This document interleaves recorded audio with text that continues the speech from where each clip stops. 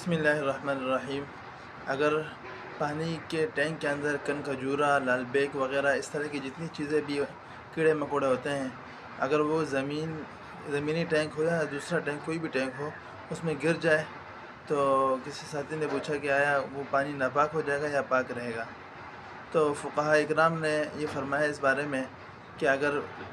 وہ جانور جن کے اندر خون نہیں ہوتا، جیسے لال بیک ہے، اس طرح کی جتنی بھی چیزیں ہیں جن میں خون نہیں ہوتا، اگر وہ پانی کے ٹینک میں یا پانی میں گر جائے اور اب نکال لیں یا زندہ نہ نکالیں، مر جائیں پانی کے اندر، اور اس کے بعد آپ اس کو نکال لیں تو وہ پانی بالکل پاک رہتا ہے، اور چونکہ اس میں خون نہیں ہوتا تو خون نہ ہونے کی وجہ سے وہ پانی ناپاک نہیں رہتا۔